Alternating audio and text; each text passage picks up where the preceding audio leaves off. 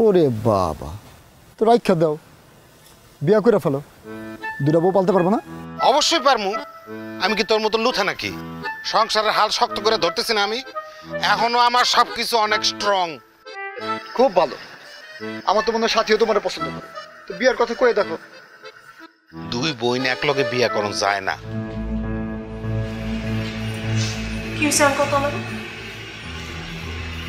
আজকে আপনার লগে টাকার বিষয়টা নিয়ে কথা বলছিলাম। হুট করে আসমান এই কথা কইতে গেলি কেন? ও নিজেই আসছে পেশালের মধ্যে। ওর জামাইয়ের সাথে মনে হয় ঝগড়া চলতেছে। তোর এরকম ভাবে আসমান এই কথাটা করা উচিত হয় না। আমার জায়গায় থাকলে তুমি জীবনের কথা কইতে পারতে না। কখনো ভাবতা না কোনটা উচিত অনুচিত। আমার অবস্থা তুমি বুঝতেছো?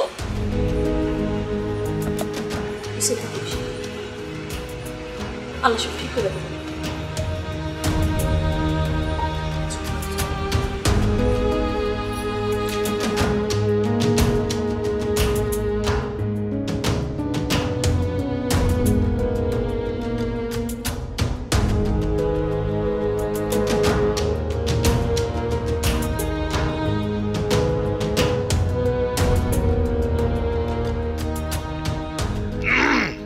কিরে, এত রাইতে বাইরে কি হাঁটাহাঁটি করতেছস?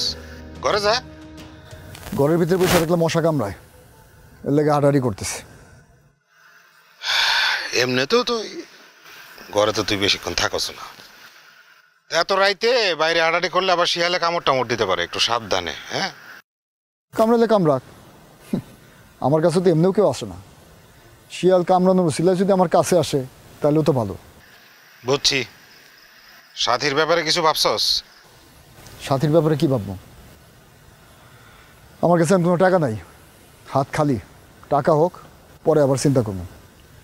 আর সাথীও তো তার মন ঠিক করতে পারে না। ও রেডি হোক, পরে দেখা যাবে কি হয়। মাইয়াটা লক্ষ্মী আছে, রাইখা দিতে পারলে খুব ভালো হয়। ওরে বাবা, তো রাইখা দাও, বিয়া করে ফেলো, দুটা বউ পালতে পারবো না? অবশ্যই পারমু। আমি কি তোর মতো লুথা নাকি? সংসারের হাল শক্ত করে ধরতেছি না আমি? এখনো আমার সবকিছু অনেক স্ট্রং। খুব ভালো। আমার তো মনে হয় সাথীও তোমার পছন্দ করে, তো বিয়ার কথা কয়ে দেখো। দুই বোন একলগে বিয়া করন যায় না। ও, এটা তো একটা বড় সমস্যা। তাহলে একটা কাম করো, তুমি শিলারে বিয়া করে ফেলো। শিলারে বিয়া করলে কিন্তু দুইটা লাভ আছে। এক হইতেছে শিলা তোমার বউয়ের বোন না, তো তুমি তো শিলার বিয়া করতেই পারো। আচ্ছা, দুটা লাভের মধ্যে দ্বিতীয়টা কি? দ্বিতীয়টা হইতেছে তুমি যদি শিলারে বিয়া করো, তো ভাবি তো তোমার এমনি তালাক দিয়ে দিবে। তখন তো তুমি আরামসে সাথীরে বিয়া করতে পারবা। এক ঢিলে দুই পাখি।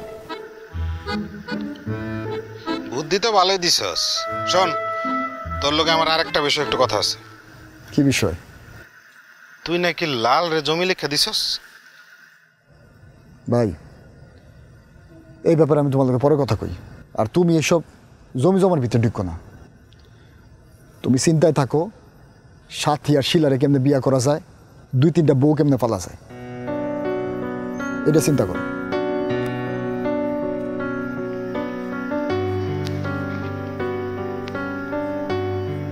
বহুত বড় হয়ে গেছিস তুই না? বড় বাইরে 3-4টা বিয়া করার বুদ্ধি দেয়। অনেক বড় শেয়ান হয়েছে সে।